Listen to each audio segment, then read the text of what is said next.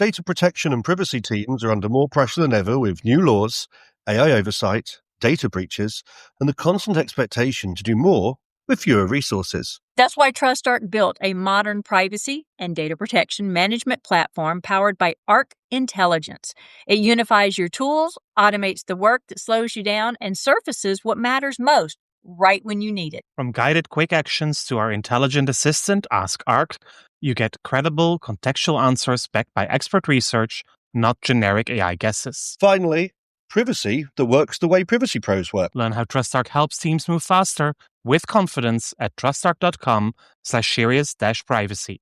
That's trustarc.com/serious-privacy.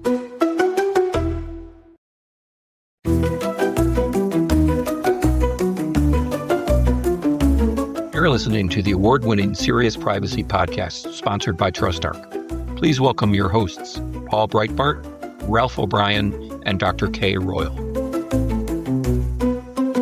So usually on this podcast, we talk about privacy, data protection, AI, cybersecurity, and today we take a small look outside our regular remit and move into the domain of data governance, or that's the plan until Kay derails it. And we do so with a guest. Daragh O'Brien is Managing Director of Castlebridge, an Irish boutique consultancy that helps organizations manage their information assets. Daragh also lectures at the Law Society of Ireland and UCD Sutherland School of Law. And together with Catherine O'Keefe, he wrote the Bible, or at least my Bible, on data ethics. And finally, Mr. O'Brien likes to be addressed as Batman in his spare time, at least if the message is generated by artificial intelligence. All true. So we'll just call him Daragh. My name is Paul Breitbart. My name is Ralph O'Brien. And I'm Kay Royal, and welcome to Not So Serious Privacy. Apparently, I've been set up today. I love it. Hi, Daragh. How are you? I'm good. Good to see you, Kate. Good to see you. Nice to meet you. I love it. Okay, the unexpected question. And our fans know that I've gone all out to find weird questions. Whoa. No, I already chose one for today, but that was really cool. What is your favorite weird word? My favorite weird word. My favorite weird word is from the Irish language, budceann. Which means? It means dickhead. Dickhead. But you've never heard a word from another culture that you can use in front of people and not get in trouble. Ooh, all right. I like that. You might have to type that in the chat to me so I know the word. And then type the phonetics so I know how to pronounce it. Let's see how our podcast transcription software deals with that one. It won't. That's going to be fun. Ralph, Paul? I think I'm going to, apart from going for like the longest word in the English language, which is a medical procedure, flocky knocky hillification. That's probably one of my favorite ones. This question leaves me quite discombobulated. I'll leave it there. Well, I do the serendipity of this question, but I would also be willing to go for supercalifragilisticexpialidocious. Even though the sound of it is something quite atrocious. Yes. But you say it loud and it always sound precocious. If you start cleaning chimneys, we have a problem. I will not. As you can see, I'm wearing a fairly light shirt, so that's not suitable to clean chimneys. Plus, I'm living on the ground floor without any chimneys. Oh, my favorite word is one I don't think I've ever used in general conversation is syzygy. And that is an alignment of three aerial things. So like a solar eclipse would be a syzygy. So it's a lineup of three bodies. And so in reference to the sun, it would be during an eclipse. Okay. I've never heard of that one. And I like it. It's spelled Syzygy. Ralph, I'm not going to ask you to spell yours, but you are going to have to type it in the show description. I'm just saying. That's going to have to happen. And we'll hashtag supercalifragilisticexpialidocious.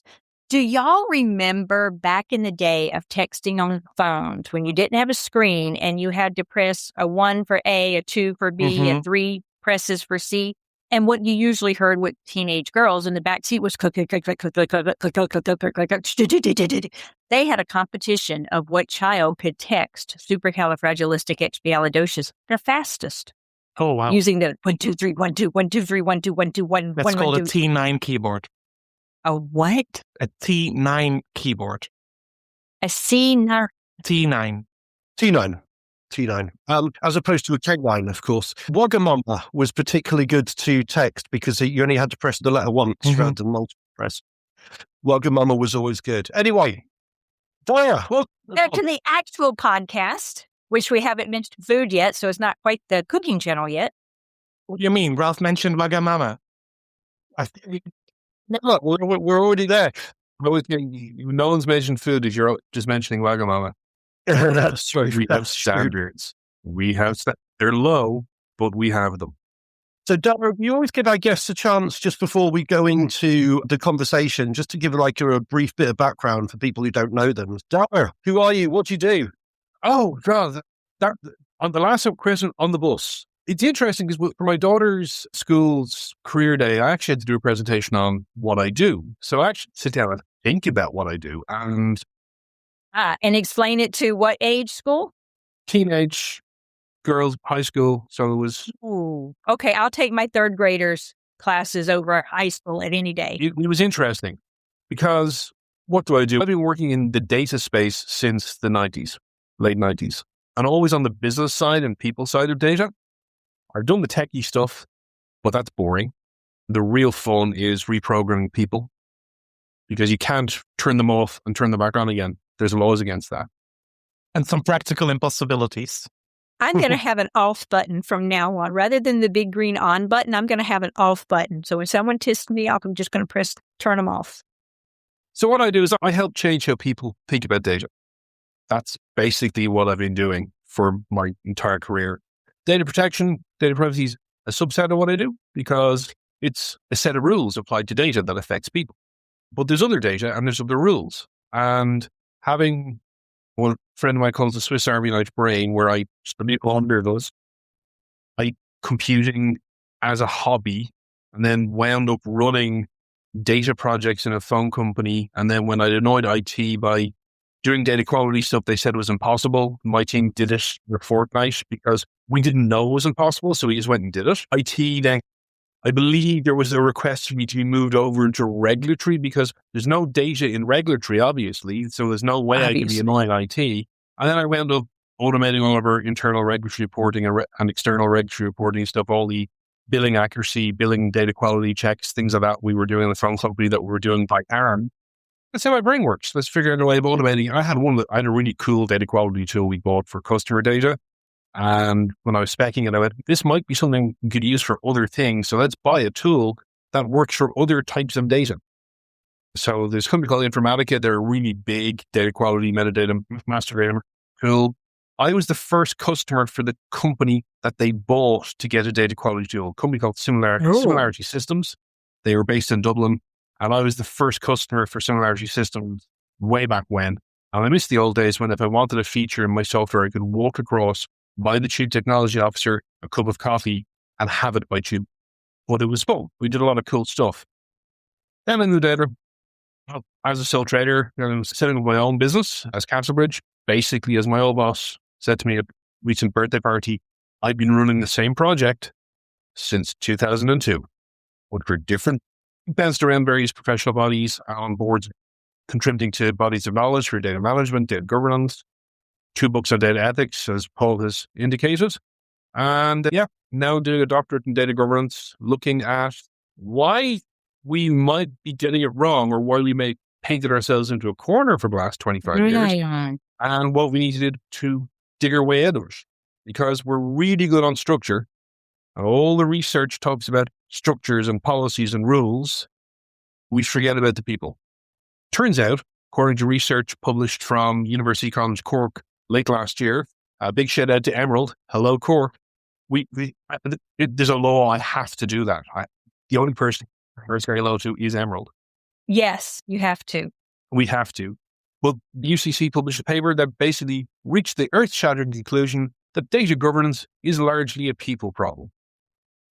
Who knew? So I started my research PhD program back in 2024, looking at the people issues.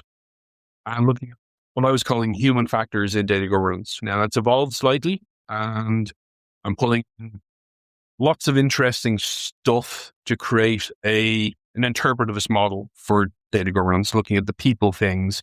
and looking at it not as individual people, not looking at it as people on an org chart, but looking at the network of decision makers and how that cumulative network contributes to our objective of having well-managed, governed, trustworthy data. I should write that down, actually, because I have to... Well, it's recorded now, so it will be written down for you by AI automatically. Yeah, we'll have a transcript. I think I've been posting transcripts yet this year. I think I need to do that. So Daragh, talk us a bit more about data governance, because I guess for many privacy professionals, that's something that they are not completely familiar with. Maybe it rings a bell somewhere, but what exactly do we do if we govern data? Okay, we don't govern data. Let's start that for a moment. Data is a thing. Let me take information governance out of my policy then. No, flip it around. We govern stuff. We don't do stuff govern. So that's my first little linguistic element on it. Well, what we are ultimately looking at is how people and processes are expected to behave in relation to data and outcomes. And whether you're a data privacy person, whether you are a billing accuracy person, or whether you're the person responsible for managing the specification for the quality of the widgets that go into the side of an airplane, more or less the same thing. There are rules, there are requirements, and it's about understanding what they are, their structural inputs. And then within that, each person who's handling that data makes decisions on a day-to-day basis, on a moment-to-moment basis, about what they will do with that data or in relation to that data. And those decisions are what causes governance to emerge. So whether they're conscious decisions or not? Whether they're conscious decisions or not, because you want them to be conscious, but their decision-making process is going to be informed by their professional tradition. So how are they being trained to think about things? You might have personal background and ways of thinking about stuff. Like I was talking to teenagers today, I was being asked, why does it matter if these companies have all my data? And I said, because you're young and you've never seen how horrible the world can be. You really made their day. You're young. That's your fault. There's so much you have to learn. But those what they're called webs of belief is a term in decentralized governance theory, stealing from Wittgenstein and philosophers like that. But that's how people make decisions. And nobody goes to work wanting to do the data breach or send the unsolicited direct marketing. Almost nobody. In general, that's a population. So what we find is that those things happen because people don't have knowledge or they have a misunderstanding. And there's a guy called Ragnar Lofstad has done a huge amount of his area of research is risk governance and risk management. And he's one of his big research work was on health and safety law in the United Kingdom. And he said, the laws are fine.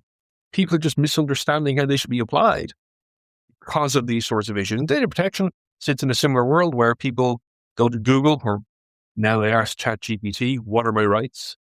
And they get their understanding from that source rather than going to the actual proper source.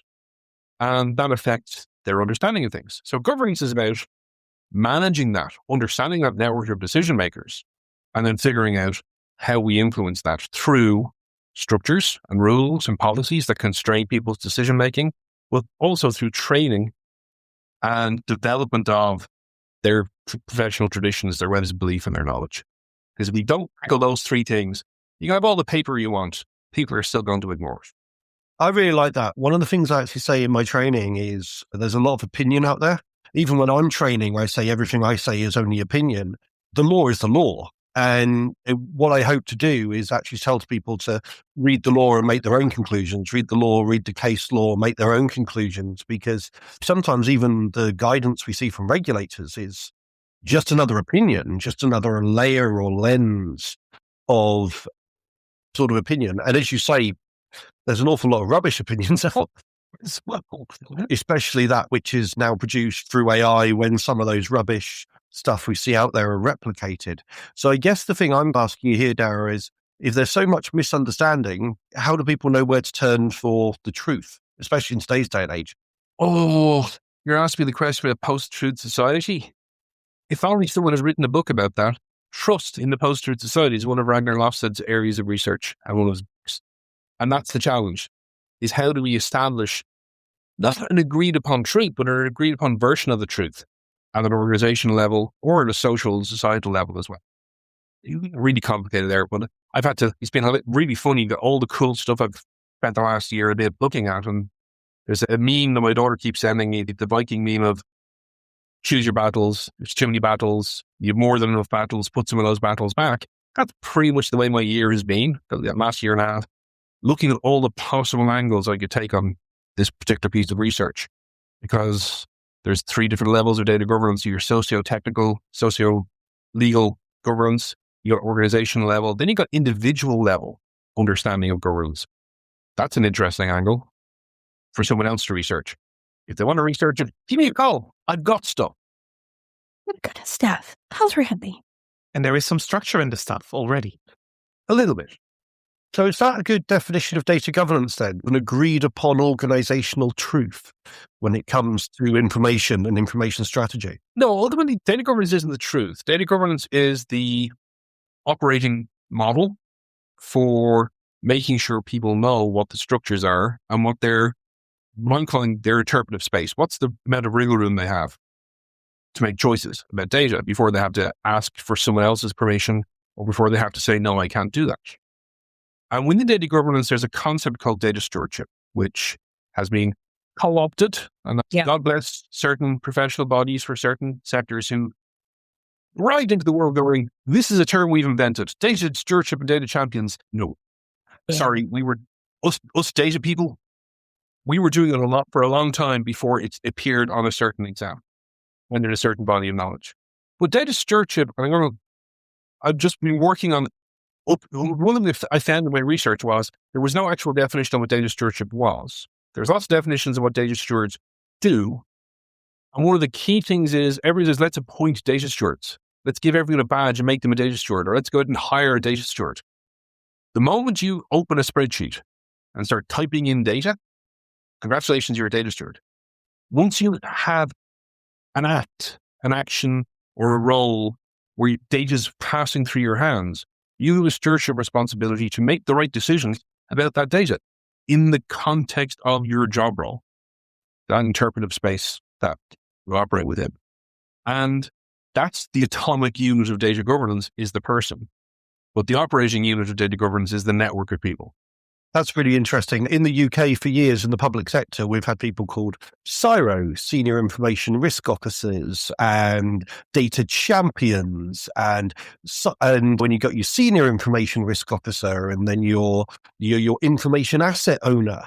And it's always interesting when people say to someone, you're an information asset owner. And they're like, great. What is happening? It's my precious. It's my precious. Answer these riddles before you can access the system. It's really easy to create a job title on an org chart.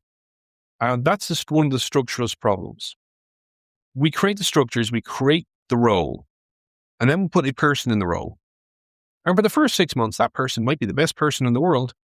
And then they get offered a job somewhere else, or they get bored and decide to leave. And then the next person in the role, let's just say that they're not the best person in the world. And we see this happening not just in organizations, we see this happening with regulators, we see this happening with other supervisory functions. Politics. Oh, here, the famous line from The Who, here comes the new boss, the same as the old boss. But the key thing we need to look at is not just those structures, but the decision-making processes and knowledge that people have within those roles. And I often joke that when we see all these buzzword job titles, I'm the AI governance officer. Fantastic. What's that? How's that different to data? Explain to me how AI, in terms of the things that humans have to decide on, is different to data. And I used to joke that inevitably we would see in organizations the chief scapegoat officer, the CSO. The person who's hired to every 6 months be fired. And then they disappear, they get really well paid, they disappear for 6 months to Barbados, and then they come back as the chief scapegoat officer somewhere else. Because that's what they do. Some organizations, they effectively have them. The people who get fired and then mysteriously come back in again. But let's make it a formal job. But that's putting structure on it. Whereas in a lot of organizations, people are already doing data stewardship. They're already in data protection stewardship, data protection governance, because they're the person who goes, oh, I'll close the filing cabinets. I'll shred the stuff. I'll make sure everything, I'll go around and take stuff off the photocopiers and shred it. That's a good behavior that secures data. I've always said this, that with competencies of individuals like that, I actually think we get a lot of data protection training and a lot of information security training wrong, because quite often we tell people what the law says. We say, hey, here are the principles and here are the rights and all this kind of stuff. But actually what the person generally needs to know is, do I shut the filing cabinet? If something goes wrong, who do I tell? How long can I keep an email for? When do I throw out data? They don't really need to know what the law says, but they need to know how to treat the data they use in their job. Exactly. And therefore, we're training them on the wrong things. And having an integrated approach, that is something that I wrote down during the Data Leader Summit, Daragh, that you organized a couple of weeks ago. We need to move away from silos, not different programs for each law with separate roles for each individual, but take an integrated approach. It may be a challenge from a regulatory perspective, but that can be solved. It comes down to explainability. Yeah, and the report from that conference you were at, Paul, we're just getting that into production now to get the final finished version. And anyone who attended the conference gets a copy for free, and there'll be copies available to buy from the Casbridge website. And I think it's worth it because I was there. For me, it was really an eye-opening event. And already during the conference, I texted my boss, I think we have a problem in our organization, because this may be something that we have overlooked in recent years. Not because we just don't care, but maybe also because we were just not mature enough for a program like this as a scale-up. But I do believe that there was a lot said during those 2 days in Wexford where I thought, hey, this is actually going to be really helpful in the next phase of a scale-up company. One of the simple things that Tony Mazzarella said, think differently and see what you can do yourself instead of always blaming the data or others not doing what they should be doing. Yeah, it's very easy to blame the data. Ronald Coase, the economist, famously said, if you give me the data, I'll torture it to get whatever answer you want me to have, or words to that effect. But the key to that event, just for Kay and Ralph, this is an event we've been running in Wexford for the last 3 years. We're just booking for next year. So we'll be announcing the dates for next year shortly. It's always a March. And we have a summit day, which is 4 topics with a keynote, panel, and audience interaction for 90 minutes. So not people popping up for 20 minutes saying how brilliant they are, but people are actually sitting and talking in depth about the topic. And we do it under the Chatham House rule. So with some exceptions, or in general, you can't attribute to people the things they said on the day explicitly. So that gives people a certain amount of freedom to talk, which is great. So keep an eye out. Dataleadersummit.ie is the website, and we'll have details of next year's conference up, hopefully before the end of May, and if not, by the end of June. But juggling a day job and a doctorate and all the other stuff, sometimes dates slip. Where do you find the time at all to do a doctorate? I was awake. I was up at I was awake until 4:30 this morning working, and then I was up again at 7 to go to work. You're leading a very healthy lifestyle, I hear. Very glad when this batch of deliverables are gone and I can take a few days off to sleep. Sign me up for Dublin in March. Wexford. Not Dublin. Dublin's full and it's expensive. Oh, apologies. Go to Wexford. Wexford. Apologies. 90 minutes south of Dublin. The beer's a little bit cheaper. The people are nice. As people know, I love Ireland Ancestral Home. I took my kid around for a couple of years ago, did the whole mountains and the Gap of Moher and side of Cliffs of Moher and all that kind of good stuff. So I love it over there. And my birthday is also March the 17th. That was my brother's birthday. You can't get more Irish than that. Although Daragh and I are no relation for those listeners. Yeah, I was just going to ask, is there any, all O'Briens must be related somewhere, right? But nope. Not necessarily. No, they gave O'Brien to pretty much anybody who worked for the household. So you could be the chef and be known as of Brian. It was a clan affiliation, not a bloodline affiliation. We could do a whole thing about the wonderful complications of Celtic brand law and how it has some parallels in data protection law and group privacy and group rights. Well, that's another podcast. Yeah, absolutely. That might be one more on the indigenous privacy track, actually. Where we've done a few of those episodes and they are always fascinating. But yeah, back to the main topic there. Can privacy people, data protection people, are they suited to do data governance? Or do you need to have a different kind of foundation, routing, mindset? The answer to that question is wait and see what my research says.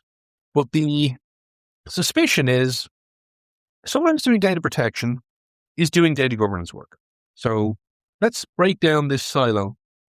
We're all doing data governance. We're deciding how data should be used, and we're setting the rules, and we're monitoring, providing oversight over the rules.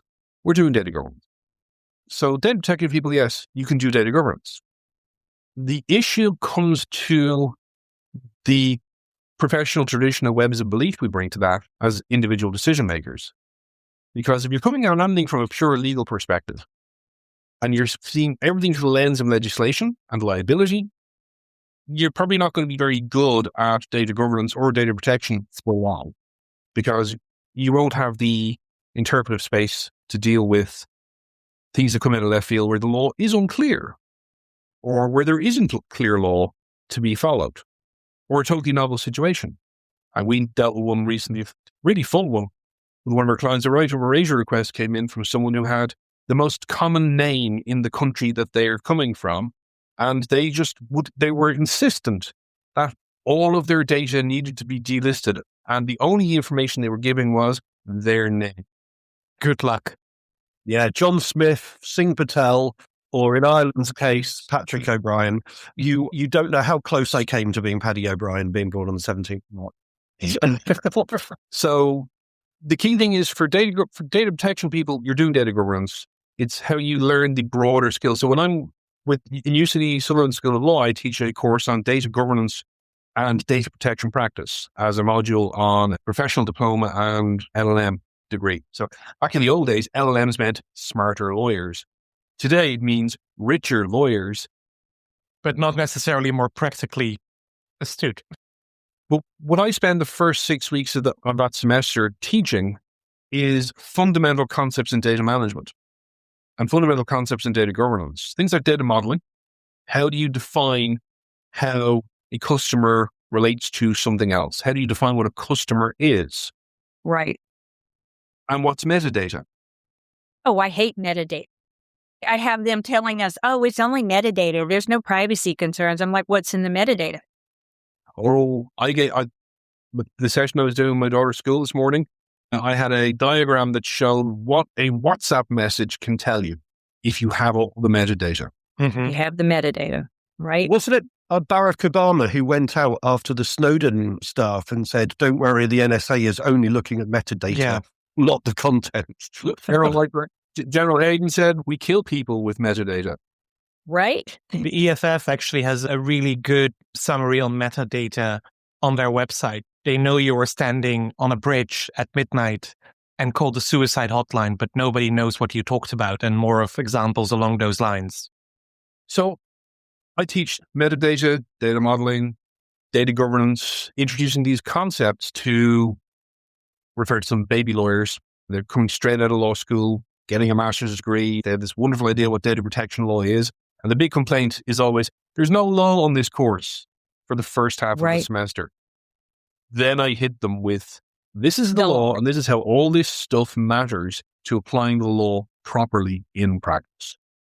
Yeah, my privacy course does very similar. We present 2 topics a class. It could be drones and online tracking or employer surveillance. And we tag the law in with it, and we still get complaints at the end. You didn't teach us the law. I'm like, we gave you the law for every single one of them and showed you where it fit under the law. If you didn't pick up on the law, that's your problem. Sorry. And I'll see it in your paper that I'm grading. Yeah. I'm looking forward to that now in a few weeks' time, grading papers. Yeah. It's fun. It is fun until you see HIPAA misspelled 50,000 times, which you probably don't have to worry about, right? You'd be surprised since generative AI came on the scene. Oh, true. Very true, because data's everywhere, right? It's not limited to the U.S. Exactly. No, I was just going to say, we're at 30 minutes. Was there anything you wanted to make sure you were able to share with our listeners that we haven't gotten to? Very simple thing. Okay. There's a lot of hype and a lot of hoopla around generative AI and AI adoption, etc. And the ethics of it are messy. I say this as someone who should have been part of the Anthropic class action, but my publisher in the UK never registered the copyright in the US. So I have to pay for my own shoes now. I'm not getting free shoes. I'm sad. It'd be about $7,000 between two books. It doesn't mean they didn't take your book. It just means your copyright wasn't formally registered for them to know whether or not they took your book. So because of that, I'm excluded from class, which is annoying. They did take my book, which is ironic. In fact, I've had a physical copy of the data ethics book stolen at a conference a few years ago. I did point out, I made an announcement. Obviously, that person had missed the point.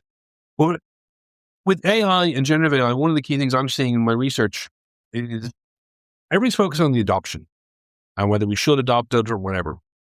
And what are the use cases? And we're still not seeing any huge, compelling use cases. There's little bits where it can do some good stuff. And agentic AI, as you chain things together, if you're happy to have an employee who makes stuff up and gets it wrong 61% of the time, fair enough. But the bigger risk concern for me is the human side. Because the research that's coming out now that we've 2 to 3 years worth of data, we're seeing impacts on cognition, memory formation, learning. And then we have the fundamental element of it. If you've automated all the entry-level jobs, how do people learn the skills that they need to do the job? To move up. So for your listeners, I have my 5 questions for strategic decision makers around AI adoption. Oh, I like this. Question 1. What are the skills you use today to do your job and be effective in your role? Question 2. What jobs did you do as you progressed in your career to develop those skills? Yeah. Question 3. What of those jobs and roles are you proposing to automate or replace using AI? Question 4. How will the person who is going to replace you in 5 years' time have the skill to do your job? Yep. Question 5. What are you going to do about that now? Oh, I like it. Because here's a fundamental thing people are missing. As a company director, I have a fiduciary duty to my shareholders. I am legally required to act in the best interests of the company. If I'm gutting the knowledge base of the company and gutting its capability to function in the future because I'm making decent margin now, I am not acting in the best interests of my shareholders. So if you want to bring things back to the fundamental shareholder theory mode of ethical thinking, we're mortgaging the future unless we start planning for how we replace the opportunities to learn for people working in organizations. Otherwise, we'll just wind up like the slightly overweight people on the spaceship in Wall-E who didn't know how to fly the spaceship. And we won't have a friendly little robot to help them. And on that note, we'll wrap up this episode of Serious Privacy. Thank you for listening. And until next time, goodbye. Goodbye. Bye. Bye, y'all. Now that was Serious Privacy. Please subscribe on your favorite podcast app and leave us a review. You can find us on LinkedIn, Instagram, and Blue Sky as Serious Privacy. Feel free to drop us a question or a comment. We'd love to hear from you.